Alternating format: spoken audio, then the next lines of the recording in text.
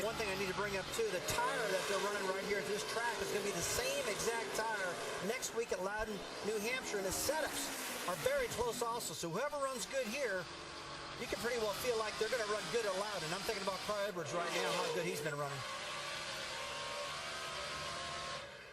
Danny Hamlin trying to hold on to that lead down to 0-7. Boyer has gone around the 24 car for second spot. Whoa, a little contact there, just a hint of a nudge. As we are one lap away from halfway. And Clint Boyer says, I want to be the 7th driver to lead it here tonight. He's got to move on the inside, and no. These guys are driving like they have nothing to lose. I guess maybe it's because they don't have anything to lose. Well, Clint Boyer doesn't have anything to lose. He doesn't have anything to lose because he's locked in the chase for the championship, and all he wants to do is win. So this, hey, go up there and win, man. Get aggressive, but he got a little aggressive. That's plenty aggressive. Whoa, hang on. And he just lost it in the corner, but he was going for it, trying to get inside. Oh, Denny Hamlin's crew chief. There's the crew down there for Clint Boyer's bunch. They had just taken the cross flags for halfway, and Boyer was going for the lead. They were driving like it was a white flag out instead of the cross flags. Like I said earlier, this race seems to have that all-star race feel to it, where these guys are just driving with, almost reckless abandon. We watched last night in the Busch race, everybody getting arrow loose, and tonight with this car tomorrow, it's happening again. But if it's going to happen, it's going to happen with these cars because they just don't have as much downforce as the cars last night. You really got to admire the aggressiveness of Clint Boyer. He was going after it. He said, enough's enough. I'm tired of being told I'm the only guy in the chase that hasn't won a race, and I need to fix that. He's not finished yet either. His car doesn't have any damage. So he got down in there, he picked the throttle up real hard, got up alongside him, and lost that air. Lost a little bit of position right there, got a little loose, then tried it again, got down in there again. This time he went for it and lost it, got in the corner too deep. That's just flat being too aggressive, but he saw that hole open up and went for it. All these guys doing a great job to miss him here. See him going high and low. He's almost there. Trying to get in the corner there. Look at Jeff Gordon right behind him watching this happen. Had the best seat in the house. Wow, that's great racing right there. Well, what's really great is he kept it off the wall, didn't tear it up. He's got another shot at it again now. Put 4 new tires and try this again. Still there. But he's going to have to come to the back of the pack now. Clear all around. Yeah, dummy. Jeff Gordon had a good seat for this. Well, Hamlin did a nice job to save his car, too. He got bumped a second time, and it got a little bit out of shape.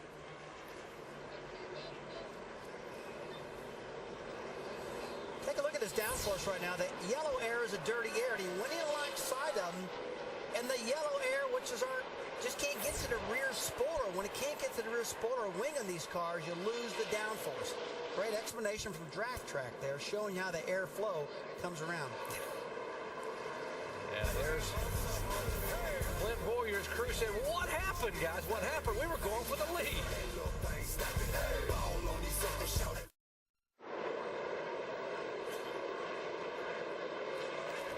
Back at Richmond International Raceway, there's the top 13 in the points, and exactly you see the bubble boys down there. That's Harvick. You see he was a bubble boy. Kurt Busch, Dale Earnhardt Jr. They are currently being shown running in 7th. Earnhardt Jr. is 7th. Harvick is 8th. And Kurt Busch is back in 11th position. Only 2 of those 3 are going to make it in the chase here as we head back to the green flag, and Jeff Gordon leads them into turn 1. Gordon has cleared the lap car. Greg Biffle right now. Getting in that clean air, what he's got to do to get that car handling good. He's just done that. Good run for him right now. Biffle's so many laps down. I'm surprised that he's really getting so aggressive on the bottom of the track right now with the leader.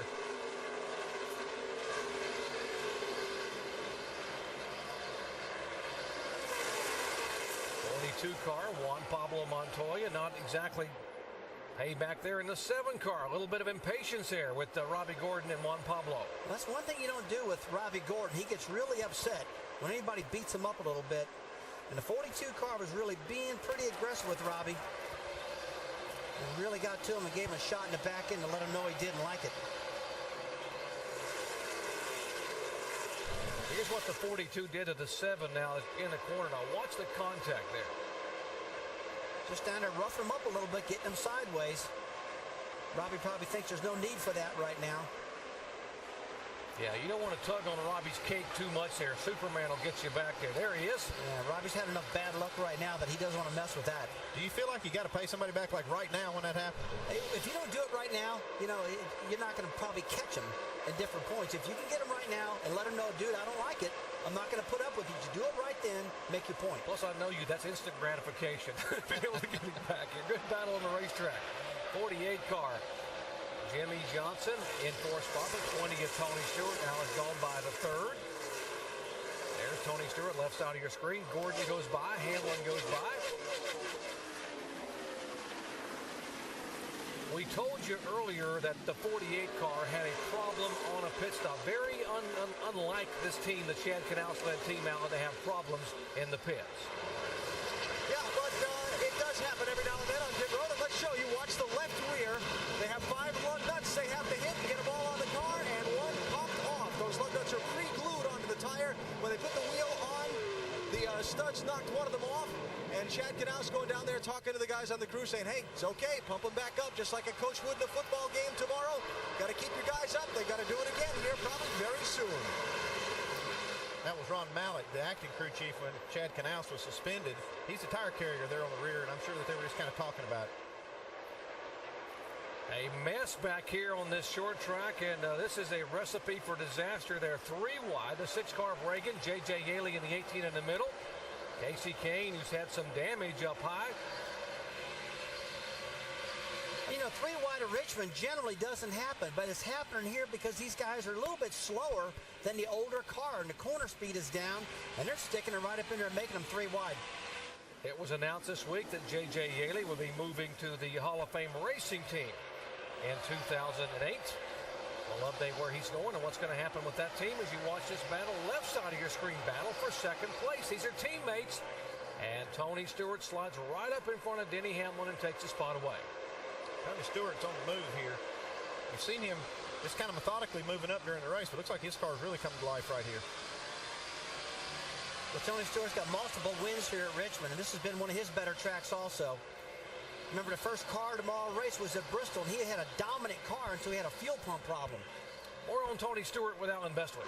Yeah, a couple quick updates here. We talked earlier in the race about a driver's team taking time, giving up spots on pit road to work with a spring rubber. On the lap 132 stop they made under caution, Tony Stewart's team gave up some track position to pull a spring rubber out of the right rear to help his car's handling. He reports it as being much better now.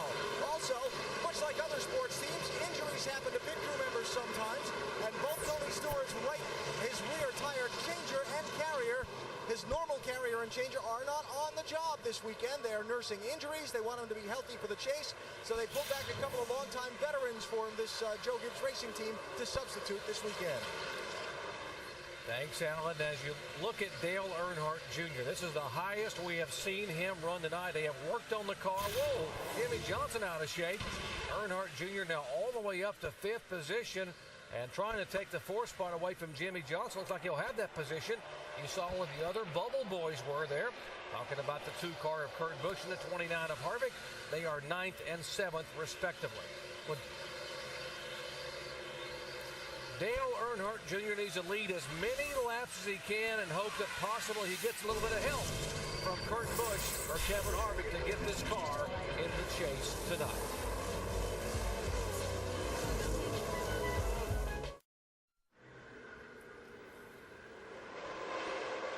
We welcome you back to the Chevy Rock and Roll 400, Richmond International Raceway, at a stop number 26 of 36 on the NASCAR Nextel Cup Tour. Final race here in the race to the chase. Well, earlier we asked you in our AT&T Crew Chief Challenge a question: which driver will add to their win total tonight? Would it be Jimmy Johnson, Jeff Gordon, Carl Edwards, or Kurt Busch? Let's see how you voted, guys.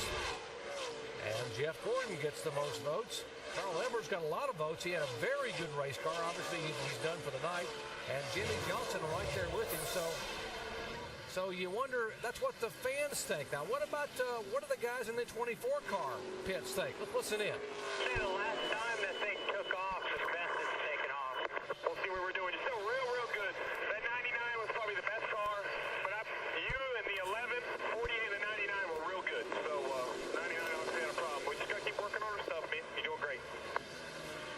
Steve Letarte, the crew chief. He's just cheering his driver on, trying to give him an assessment of the cars around him that are good. So he agreed with the fans. The 99 was good. He thought the 11 and the 48 are pretty good along with him. So that puts them all in the same boat. Well, they called it a crew chief challenge, right? Well, Steve Letarte is one of the best crew chiefs down there.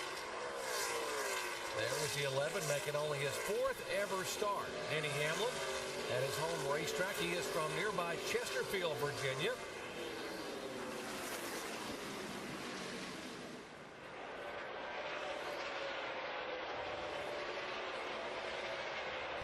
Let's take a look at the replay on the 11 car and watch Denny Hamlin as he makes this move to avoid getting wrecked himself there. The Allstate Good Hands move of the race. Contact with Clint Boyer. And Denny Hamlin was in pretty good hands there, hanging on to that steering wheel. Well, he really was. Usually a tap like that to take both of these around, but Denny was able to get knocked up to the track a little bit and hold on to it. On behalf of Denny Hamlin, Allstate will donate $1,000 to the Urban Youth Racing School. They went to Chevrolets are really impressive tonight. The top 6 positions. Those guys have been up top all day long, but Newman's Dodge has been hanging right in there real strong also. Led early in the race.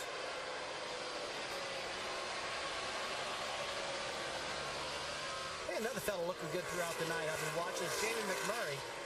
McMurray's had a good car, but Denny Hamlin smoked a little bit there. Get that smoke out of quite a few cars. I've kind of seen it come and go on a lot of cars. I'm not sure it's not that splitter rubbing the racetrack. You know, Andy, it's got to be something like that because there's so many cars smoking. 88 car spins.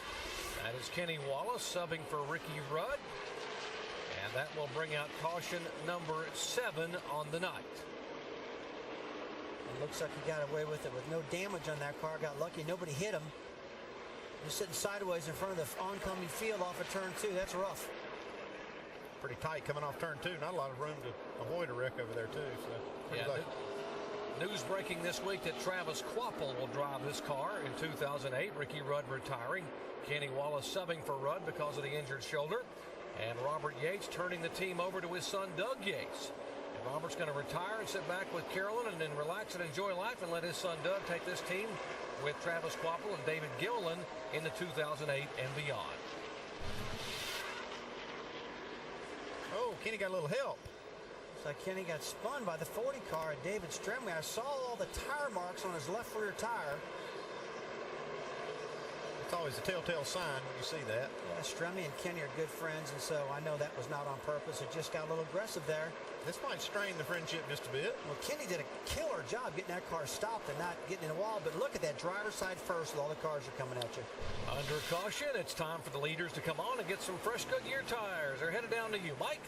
And Matt Kenseth just came over the radio dock and said the car's just not as good as it was before. And I quote, he says, guys are just blowing by me. He needs a lot more forward grip. Right now, the team is over the wall, going to work on the right side. A 4-tire change expected for the 17. Jamie?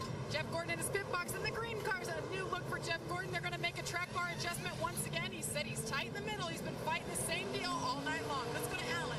Tony Stewart running the highest he's been all night, up to second place. 4-tire change and an adjustment as well for this 20 car. Tony looking for some help with the forward bite on the car.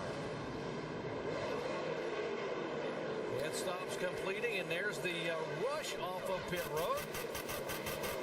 And you take a look at the brace off of pit road. Couple of games. How about Montoya up 3 positions? Earnhardt Jr. up a spot. Now it's the highest he has run all night. He's in 3rd position. Both he and Tony Stewart are moving toward the front. There's 8 cars in 3rd position right now. Started 21st. Made it all the way up to 3rd right now. And the car keeps getting better and better as the race goes on. Watch the race off of pit road. Jeff Gordon goes sailing by. Here comes Stewart, Dale Earnhardt Jr., Tony Eury and the guys getting it done in the pits. Jimmy Johnson now. Let's watch what happened in the Dale Earnhardt Jr. pits. Jackman Brian Hootie Chase working around this 8 car, getting it done. Getting Junior up to 3rd position. Back to Richmond after these messages and a word from our ABC stations.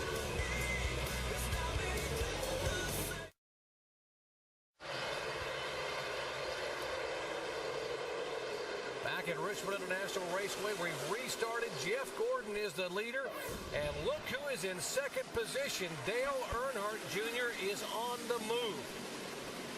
Tony Stewart locked his left front tire up getting into turn 3.